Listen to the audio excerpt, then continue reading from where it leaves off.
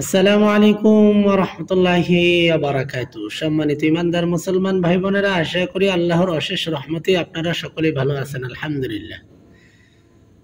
কোরআন শিখার লক্ষ্যে নাদিয়াতুল কোরআন প্রকাশনের এই লাল কায়দাটি 21 দিনে 21টি ক্লাসের মাধ্যমে শেষ করা হবে ইনশাআল্লাহ। এই 21টি ক্লাসের মাধ্যমে আপনি ঘরে বসে কোরআন শরীফ শিখতে পারবেন আশা করি ইনশাআল্লাহ। সেই লক্ষ্যে ইতিপূর্বে 5টি ক্লাস ইউটিউবে দেওয়া আছে। আজকে 6 নম্বর ক্লাস হবে 7 নম্বর পৃষ্ঠা থেকে ইনশাআল্লাহ। আসুন তাহলে ক্লাসটি শুরু করি। ক্লাসটি শুরু করার শুরুতেই আমি বলে নেই, অনেকেই আছেন যে ক্লাস দেখেও আপনারা সহজে বুঝতে পারেন না, আরো অতি সহজে আপনারা শিখতে চান। তো যদি দেশ অথবা প্রবাস থেকে যেখান থেকে আপনি অতি সহজেই আমার কাছ থেকে যদি অনলাইনে আপনি সরাসরি আমার কাছ থেকে কোরআন শরীফ শিখতে চান, তাহলে অবশ্যই আপনি আমার সাথে যোগাযোগ করবেন। কমেন্টে আপনার নাম অথবা হোয়াটসঅ্যাপ নাম্বার দিবেন, আমি আপনার সাথে যোগাযোগ করব ইনশাআল্লাহ। তো আসুন আমরা আজকের 6 নম্বর ক্লাসটি 7 নম্বর পৃষ্ঠা থেকে হবে। আসুন আমরা ক্লাসটি শুরু করি। আউযু বিল্লাহি মিনাশ শাইতানির রাজীম। বিসমিল্লাহির রহমানির রহিম। হরফ চেনার পরে আজকে নতুন পড়া হচ্ছে হরকত। দেখুন, এই যে আলিফের উপরে লম্বা টান, বার উপরে লম্বা টান, তার উপরে লম্বা টান, সার উপরে লম্বা টান, জিমের উপরে লম্বা টান, হার উপরে লম্বা টান, এগুলো হচ্ছে জবর। হরফের উপরে লম্বা টান, এগুলো হচ্ছে জবর। আর দেখুন, হরফের নিচে লম্বা টান, আলিফের নিচে লম্বা টান, বার নিচে লম্বা টান, তার নিচে লম্বা টান, সার নিচে, জিমের নিচে, হার নিচে, এগুলো হলো জের। তো এক জবর আলিফের উপরে এগুলো প্রথম লাইনে যা আছে উপরে জবর, আর নিচে যা আছে এগুলো হলো জের। হরফের নিচে লম্বা টান, এগুলো জের। আর বাংলায় রুসুকারের মতো হরফের উপরে এগুলো হচ্ছে পেশ। তো এক জবর এক জের এক পেশকে হরকত বলে। আমরা শুরুতে এই কথাটা মুখস্থ করে নিব যে এক জবর এক জের এক পেশকে হরকত বলে। এক জবর এগুলো হচ্ছে জবর, এই নিচে লম্বা টান এগুলো হচ্ছে জের, এ হচ্ছে পেশ উপরে রুসুকারের মতো। তো এক জবর এক জের এক পেশকে হরকত বলে, এই কথাটা আমরা সকলে মুখস্থ করে নেব অথবা খাতায় নোট করে নিতে পারি যে এক জবর এক জের এক পেশকে হরকত বলে। আশা করি আপনাদের সকলের মুখস্থ হয়েছে ইনশাআল্লাহ। তাহলে আসুন শুরু করি হরকতের উচ্চারণ। আলিফ জবর আ, আলিফ জবর আ, বা জবর বা। জবরের উচ্চারণ হবে বাংলায় আকার, জবরের উচ্চারণ হবে বাংলায় আকার হবে। আলিফ জবর আ, বা জবর বা, বয়াকার বা, তা জবর তা, তয়াকার তা, সা জবর সা, সয়াকার সা। শুধু আকার দিলেই জবরের উচ্চারণ হয়ে যাবে ইনশাআল্লাহ। এই জিনিসটা আমরা সকলেই খেয়াল করব। তো আলিফ জবর আ, বা জবর বা, তা জবর তা, সা জবর সা, জিম জবর জা, হা জবর হা, খ জবর খ, খ জবর খ, দাল জবর দা, দাল জবর দা, র জবর র, ঝা জবর ঝা। দুইটা করে হরফ মিলিয়ে মিলিয়ে আপনারা মুখস্থ করে নেবেন ইনশাআল্লাহ। সিন জবর সা, শিন জবর শা, সদ জবর স, দদ জবর দ। তো আপনি কিভাবে পড়বেন? সদ জবর স, দদ জবর দ, সদ জবর স, দদ জবর দ, ত জবর ত, জ জবর জ। বারবার আপনি পড়বেন ত জবর ত, জ জবর জ, ত জবর ত, জ জবর জ।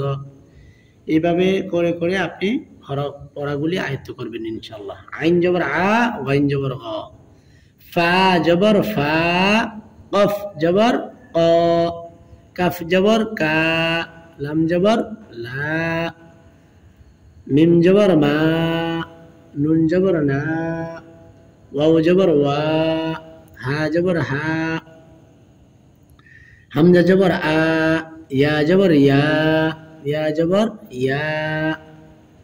আশা করি আপনারা বুঝতে পেরেছেন। জবরের উচ্চারণগুলো আয়ত্ত করে নেবেন ভালো করে, এবং উচ্চারণগুলো আপনারা খেয়াল করবেন। বার উপরে জবর হলে বা হয়, তার উপরে জবর হলে তা হয়, সার উপরে জবর হলে সা হয়, সয়াকার সা। আকার দিয়া অতি তাড়াতাড়ি আপনারা বারবার পড়ে পড়ে জবরের উচ্চারণগুলো শিখে নেবেন ইনশাআল্লাহ। এখন আমরা শিখব জেরের উচ্চারণ।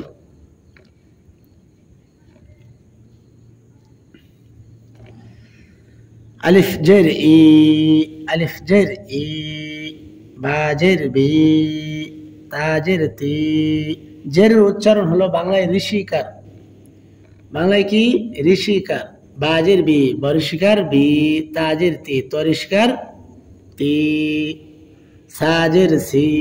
তো বাজের বি, তাজের তি, সাজের সি, তিনটা একসাথে বারবার বলে বলে মুখস্থ করবেন ইনশাআল্লাহ। জিমজের জি, হাজের হি, খাজের খি। তো এই তিনটা একসাথে জিমজের জি, হাজের হি, খাজের খি, বারবার বলে বলে পড়াগুলো আয়ত্ত করতে হবে।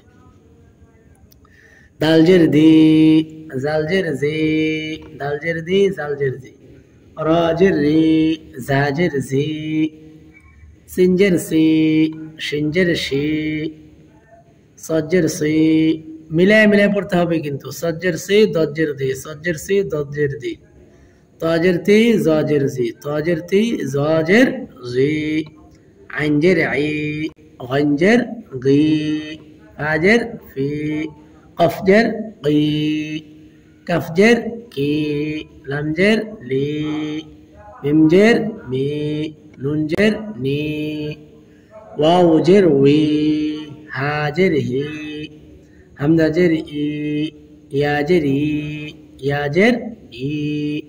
আপনারা বারবার পড়ে পড়ে পড়াগুলো আয়ত্ত করবেন ইনশাআল্লাহ। আশা করি জবরের মানে জবর এবং জের, জবরের উচ্চারণ এবং জেরের উচ্চারণ আশা করি আপনাদের আয়ত্ত এসেছে। আপনারা সকলে ভালো করে এই পড়াগুলো আয়ত্ত করে নেবেন ইনশাআল্লাহ।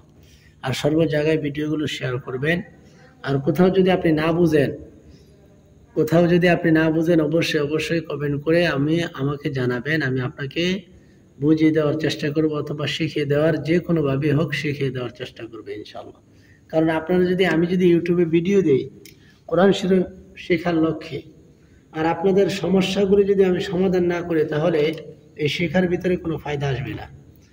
আপনারা যেখানেই আপনাদের সমস্যা হবে আমাকে অবশ্যই কমেন্ট করে আপনারা আমাকে জানাবেন, আপনাদের সমস্যার কথা জানাবেন। তাহলে অবশ্যই অবশ্যই আমি আপনাদের সমস্যাগুলি সমাধান করে দেব। তাহলে তো সামনে আগায় যেতে পারবো। আর যদি সমস্যার সমাধান না করি তাহলে কখনো আগানো যাবে না। আর বিশেষ করে আপনারা সামনে থেকে আমি একটি লাইভ ক্লাস আনবো কোরআন শরীফের উপরে। সেখানে আপনাদের সকল সমস্যাগুলি আপনারা বলবেন, কার কোন পৃষ্ঠার ভিতরে সমস্যা আমার কাছে বলবেন, আমি আপনাদেরকে সেই সমস্যাগুলি সমাধান করে দেওয়ার চেষ্টা করব।